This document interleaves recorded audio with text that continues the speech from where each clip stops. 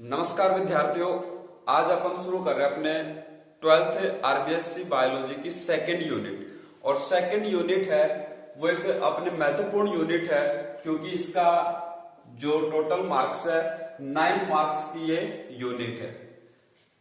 तो इसमें कौन कौन से चैप्टर हैं और क्या क्या इस यूनिट में हमें पढ़ना है, तो ये पहले डिस्कस कर लेते हैं हम।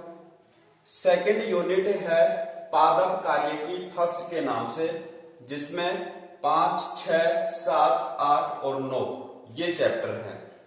पांचवा चैप्टर आज हम शुरू करेंगे, पादप जल संबंध। छठा चैप्टर है पादपों में जल अवशोषण व रसारोहण के बारे में।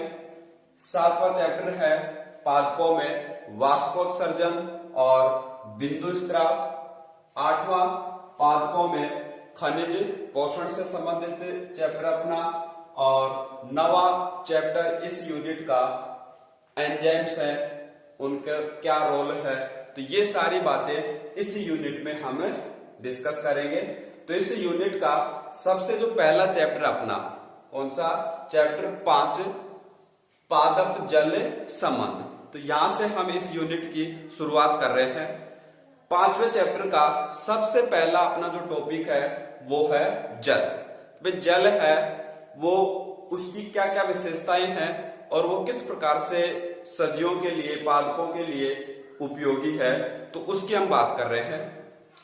तो कुछ विशेषताएं बताई हैं हमने जल की। जल क्या है, सार्वत्रिक विलायक है। अधिकांश जो उसमें विलय पदार्थ है तो इसको हम बोलेंगे सार्वत्रिक विलायक। इसकी प्रकृति ध्रुवीय प्रकृति होती है, जो बंद पढ़ते आप केमिस्ट्री में, तो वहां आप इसको डिटेल से देख लेंगे। यहां पर केवल आपको ध्यान रखना है कि इसकी प्रकृति कैसी है, ध्रुवीय प्रकृति है। जल में कौन से बॉन्ड है, हाइड्रोजन बॉन्ड है। अगर इसकी प्रकृति देखें हम अम्लीय, क्षारीय या उदासीन, तो इसकी प्रकृति कैसी है, उदासीन, क्योंकि इसका जो पीएच है वो 7। वैसे हम आपको बता दें पीएच जो 7 है वो डिस्टिल वाटर, आशुद्ध जो जल बोलते हैं उसका होता है। पर ये सामान्य हमने बताया कि जल है तो उदासीन है, न अम्लीय न क्षारीय। वैसे वो हल्का अम्लीय या क्षारीय हो सकता है, ठीक है। जल का सबसे ज्यादा जो घनत्व है वो 4 डिग्री सेल्सियस पर सबसे ज्यादा होता है। ये एक विशेषता है जल की। अगली जो विशेषता है, जल 3 अवस्थाओं में पाया जाता है, ठोस, द्रव और गैस। तो ये विशेषता हुई किसकी, जल की विशेषता है, ठीक है। उसके बाद में अपना नेक्स्ट टॉपिक है 5वें चैप्टर का विसरण। विसरण किसे कहते हैं, सामान्य परिभाषा कि अणु है उनका अधिक सांद्रता से कम सांद्रता की ओर गमन।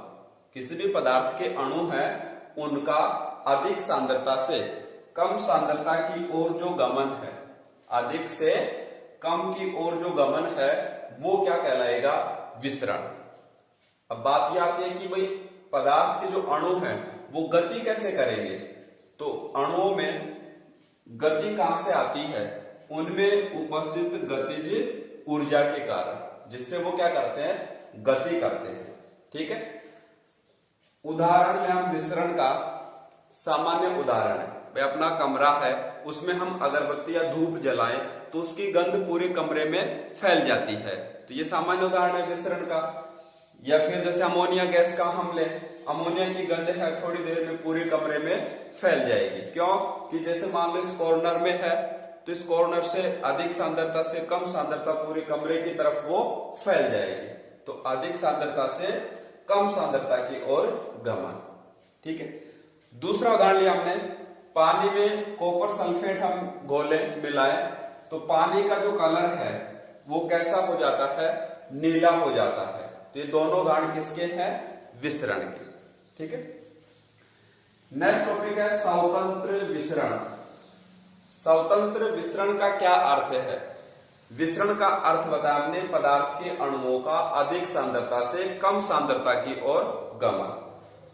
तो पदार्थ का जो विसरण है, पदार्थ के जो अणुओं का विसरण है वो केवल और केवल किन पर निर्भर करता है, पदार्थ के अणुओं की सांद्रता पर ही निर्भर करता है। अन्य कोई जो पदार्थ है उनकी उपस्थिति से वो क्या रहता है, अप्रभावित रहता है।